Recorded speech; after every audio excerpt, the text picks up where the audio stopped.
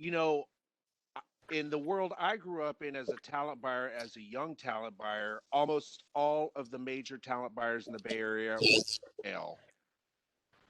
Am I right, Tambre? So it's like you had Tony Isabella, of course. You had Kat Sardowski. You had Ramona at the bottom of the hill. You had Dawn at Slim's. It was like I was one of the few male buyers that era.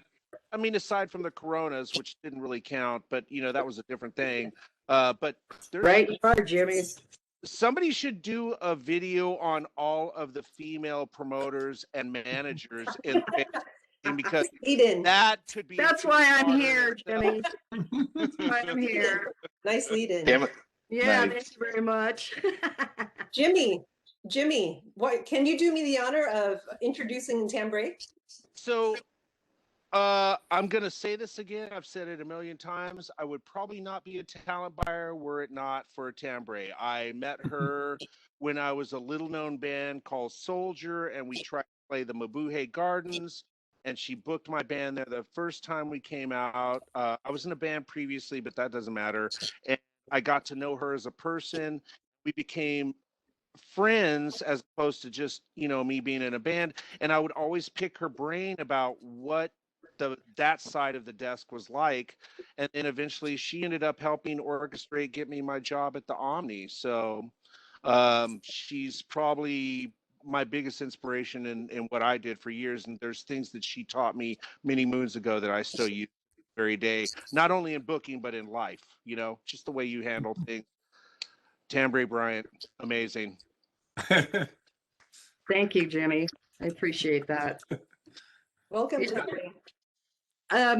Yeah, so that's exactly what my new project is about. I have been watching these documentaries, and I'm not seeing the whole picture, and I understand. I mean, I think you guys did a great job. I mean, Murder in the Front Row actually has my aunt and uncle in that movie because my cousin is Connie, who, they financed Metallica. But you guys have been doing a great job there, but I just want to build something that is bigger and shows the bigger picture and the full picture. And like what Jimmy said, women were running the shows. They were all running the shows, and we never get mentioned. Like, I feel like a lot of the women have taken a back seat to, like, it's godfathers of thrash. And like I said, I'm not putting you down for that, but it doesn't give the full picture of what was going on and how powerful the women were in the business and still are. So I decided to do a tribute to Bay Area women in music, and I'm not doing it just for metal. I'm doing it for all the music, going back to the 60s. There's so many stories out there that just need to be told, and I'm in my 60s, so I want to tell them before I can't tell them anymore. But yeah, I mean, I started in 1979 as a photographer with BAM magazine, and I was just a photographer, and some lady walked in where I worked and said, "Hey, I got this magazine." It was just a rag. It was just paper. It wasn't even really a magazine. It was more of a paper. And so I started doing that, and I was a music major, putting myself through college. I worked at the Ducal Palace in Alameda, where a lot of bands played, Hans Naughty and Rado, and Brad Gillis got his start there with Alameda All-Stars, and Danny Chauncey with 38 Special. Nice. Yeah, and then I started L&L Productions way back when, and we started booking the MAB and anywhere we could. I rented Eagles halls, and I rented the Flower Building out at the fairgrounds in Antioch, anything I could do. I even tried to get clubs like the Ashkenaz to let me do my metal shows. Dude. And I have a really funny story that I would like to share because, the whole thing with the documentaries always mentions Ruthie's Inn. Right. And so I had already been doing the MAB for a few years before Ruthie's Inn. And I had a band called Dreyfus Pike at the time. And we got a booking with Exodus at Ruthie's Inn, and I didn't know about like the whole threat. Like I came from old school, you know, Led Zeppelin, Black Sabbath, Leonard Skinner's kind of thing. And so this whole thrash thing was new to me, and it just sounded like noise to me. And then I started realizing what was sounded good in that and what didn't sound good. But the funny story about that is, so my band got set up to get thrashed by Exodus fans, and when it started happening, they started jumping on the stage and you know, doing all that.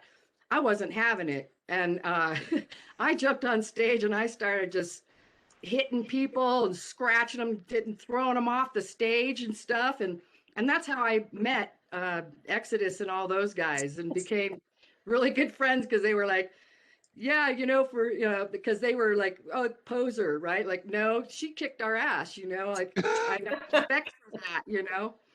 So then I was managing Villain, a band called Villain, and we were getting pretty big at the time. Carl Albert was our singer.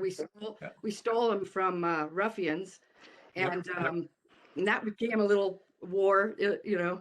But I mean, all these people are just really, they're like my family and they're good friends. So I can like say how we got into scraps in the past. But so anyways, I was booking the Rock on Broadway too. I invested money in the lease of the whole building after. And here's another funny story is Celso and me and Nessa Kino, who owned the MAB or had the lease on the MAB. We bought the whole building, and Celso screwed us out of our money, me and Ness. And so we were out of there, and he hired Bailoff to book the Rock on Broadway. I remember that. And I was sitting across the street, like sitting having a drink or something out front. And I look over and I see Bailoff walking from the Broadway Rock store on the corner across the street over to the Rock on Broadway, and he's carrying a briefcase like a businessman. And I remember the picture. and I still laugh my ass off because like nobody talks about that side of Bailoff, because you know, he wasn't all just kill posers. He was a poser sometimes. Totally was a poser. You know, and the people that really knew him knew the others, like, you know, knew other stuff about him. And I remember him begging me at a party one time to manage him when he had piranha. And I was like, I'm not touching you with a 10-foot pole, you know. I mean, I remember when I worked at the Omni, when I ran the Omni, Bailoff came in there and threw himself on a table and broke the table. And I remember like, you know, the teacher or mom, I took him into the office and I'm like scolding him about doing that. And, you know, would your mother allow this and this kind of thing? And I said, if you want to come to the Omni, then you have to behave yourself, you know. And same thing with Yaz. He blew his nose on the velvet curtains that were there on the stage and scolded him, you know. But that's the old days. And so I ended up working after that in the recording studio business. I was the manager of Hyde Street Recording Studios. And then I moved on to Paradigm. I actually lived there. It was a kind of a dark period in my life. I was homeless, but I was living at Paradigm, and that was crazy. That was a weird place, Paradigm. Yeah, that was very strange place. Yeah, I got stories. I got stories about all these places, but yeah, so I did that for a while, and then I started working for A-Train Management, and then I was managing like Potential Threat back then, and so from there, I when I was working at Hyde Street, they couldn't afford to pay me, so they gave me a bunch of studio time. And as a joke, I became a punk thrash singer named Repulsa. Yes. And And I did my first, I mean, I did shows like at parties and stuff like that, but I had my first real big show. I got signed off of the joke. I did a thrash version of I Never Promised You a Rose Garden. And and I got signed, like, and I thought that was the funniest thing. So I got this band that I knew that I was working with called Colonel Flag. I got them to become basically Repulsa's band. That fell apart, and I ended up with Tom Hunting as my drummer of Repulsa, and John Torres on guitar. So from there, I went back into management, and I started managing Angel Witch from England. My husband John Torres was like always been his, Kevin's friend, and kept in touch with him. So they decided to put Angel Witch back together.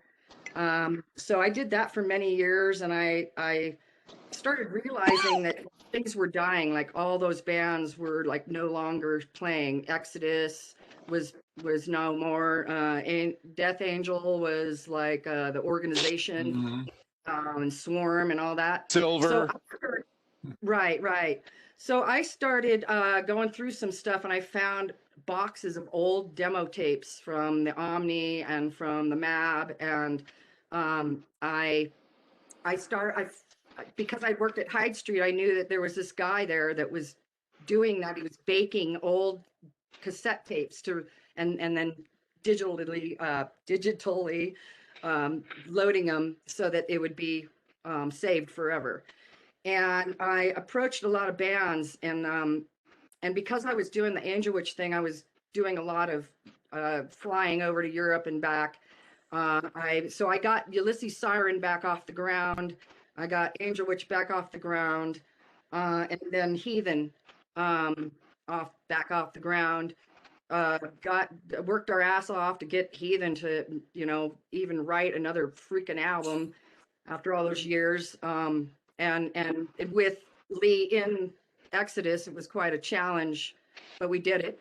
And then I ended up managing Agent Steel and Forbidden, Heathen, Ulysses Siren, Warning. I went over to Europe, and I took these bands over to Europe because they'd never been before.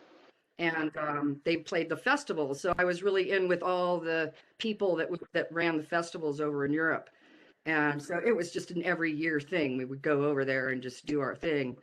And it kind of revived, that's when I saw the metal industry revive itself from those, when the grunge came in and kind of wiped away the intensity of the metal scene. But it was going strong still in Europe. So we did all that. And so fast forward, I did Slaughter by the Water on the ship, and that fell apart in the middle of it. So I let them try to do it on their own. It kind of fell apart. And that was a time when so there was some really what I would consider bad promoters in the Bay Area, because back in the 80s, go ahead. I gotta say something about Slaughter by the Water. So I know the bad promoter you're talking about, and he tried to convince me to do another Slaughter by the Water, and I went, well, is Tambre involved? And he said no, and I said, no, I can't do that. Yeah, I got screwed because I got all that done, all that work done. And then the kid was like, basically, this is my thing, not yours. I'm taking over. And I said, okay, you can take it all over. And so it fell apart at the end. Some people got ripped off, all that stuff. But anyways, that's another. So I can relate to that story with that guy. Yeah. So I got very disappointed and disenchanted with the metal scene in the Bay Area, with the music scene in the Bay Area at the time. So I decided I wasn't going to do it anymore. It wasn't worth it. And I went back to college and got my degree in psychology. And so I'm on a whole different path. But then, Sean Killian was sick, and people were asking me through the whole period of time, please help us, please help us. And I was like, I'm not in the business anymore. I don't want to touch that with a 10-foot pole either. And then basically Beth came, everything fell apart there. They lost the venue, all that stuff. And they came to me and so I just had to, last 2 weeks, I put that together, the Killing on Command in 2 weeks. And so that was my last hurrah again. Then I was bitter and left the scene again. Okay, so I've got I'm sorry, March. I'm kind of taking over your thing. Oh, no, that's okay. So I haven't spoken to Tambre in forever. I've got to ask you. There's two things I want to ask you. One, what is it that makes us come back and do this, even though we know it's going to break our hearts? And two, being on their knees, crying and what? And number two, what is your most memorable event that you put on? When was the moment you walked into an event and went, holy shit, I actually pulled this off? Yeah, I could totally. MSG at the Omni. The first show was canceled, and it was living hell in that office. Go figure. The first Michael Schenker show was canceled. Michael Schenker show was canceled, and then and they did.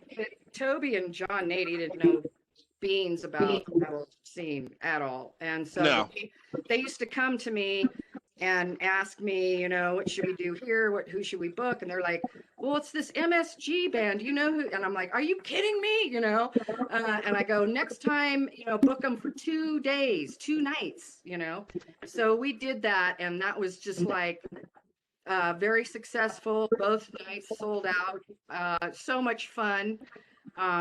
Just working with those guys. At the time, I was like, I practically lived at the Omni. I had my washer and dryer there in the back behind the bars. And I remember them giving me their laundry. And I remember Michael Schenker's underwear. And I'm holding Michael Schenker's underwear up going, this is the cutest pair of little pants. He's so tiny. He's so tiny.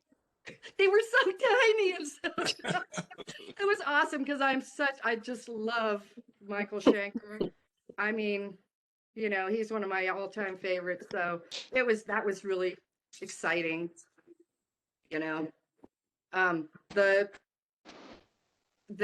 most interesting one though was the Suicidal Tendencies at the Omni, where John Nady refused to pay him. Oh fuck. And I'm closing up the bar, and there's these big Cubans walking through the bar area going towards the office, and I'm like, and already there had been just a whole day and night of negotiations of how they're not getting what their contract and writer said. And I ended up negotiating between the two that they would pay half and deal with the booking agent. And at the end of the night, I had it all cooled down. They were in the bus, and I'm walking back to get their money, and John Nady comes flying out of the side of the building going, I don't have to pay you because you didn't do an encore. I had every key to every cabinet, door, everything of the Omni in my hand, and I just threw it into the darkness because it was 3:30, 4 o'clock in the morning. And I got in my car and drove away and left John Nady and Mike from Suicidal standing there to deal with themselves. Nice. And then I got the job. No. Well, no, actually, you know what? Before you, they hired some guy. They had to hire 4 people to replace me. Oh, nice. Yeah, because I just did everything because nobody knew what you're supposed to do. So I'm like, well, we need this done. So, well, why don't you do that? But they hired 4 different people, and the guy that they hired your job, took all the money and ran. Surprise. Yeah. By the way, John and Toby made me pass on Pearl Jam, so that's how smart they were. Yeah. See, it was a constant struggle, but hey, I got Anthrax in there, got Suicidal Tendencies in there. We did some really great shows in there. You got a lot of great shit in there before I even and Jimmy in. yeah, and Jimmy, just carried on like what the original idea that I had at the Omni, like it started, and he carried that on because he knew also, like when you know, and when you don't know, you don't know. So, That's sweet of you to say. Thank you. oh, absolutely. I mean, Jimmy's been a dear friend of mine. He's one of the oldest people in the business, besides like Mark Biederman and those those kind of people. Um, but yeah, you know, Awesome. Tambre, I thought it was kind of interesting, like everything from your Repulsa alter ego to what you're doing now. Can you share what you're doing now? Because yeah. The monkey business aside. So basically what I'm doing now is I want to do I want to do what John's doing, only like take it to the next, like take it bigger. Like I want to create not just a documentary, but I want to create like a living diary of all of this stuff. And I'm starting out with women, but what happens is whenever I do this, and the reason why this came about is because back in 1985, us women in the business, all those club owners that Jimmy was talking about, and all the women that were in the business at all, in the music business, started a nonprofit organization called Bay Area Women in Music. And we used to do panels where the musicians could come and ask, how do I get my band, signed or published or whatever. We would do events, or we would work volunteers to events. And we got a lot of good stuff done. There's actually a Women's Day, Women in Music Day established in the city of San Francisco. And Sheila Renee, who never gets mentioned, and I really need to say that Sheila Renee started a lot of this and opened the doors for all these guys that are famous now. She interviewed everybody from Elvis to Testament. Yeah. And she used to work at KSJO, and she was the receptionist at the Gavin Report in San Francisco, which did the charts. Wow. And she fought for 10 years to get metal on the charts, and she also she was the joint roller for Bill Grant's parties. She got a lifetime pass, and she's the only one that I know of that got lifetime, any concert she wanted to go to, and she would get drink tickets and backstage passes and great seats, and I was her best friend, so I got to go, and she introduced me to every rock star that you can possibly imagine coming through San Francisco. You're right. I mean, Sheila was one of those names that should have been mentioned in our documentary as well. I mean, I met her many times, and she was an inspiration to me because I got to know her when I was still a teenager, before I even thought about doing the magazine. So she was definitely an inspiration. Yeah, absolutely. Yeah. Thank you for mentioning her. Yeah. Yeah. Nice call. Talk.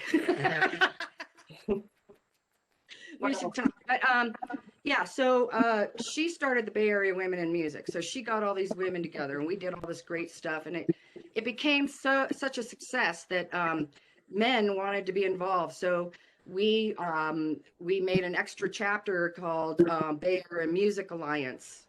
And so basically that's what I kind of want to do right now, is give everybody that was doing it, have their voice heard in a living diary of these stories.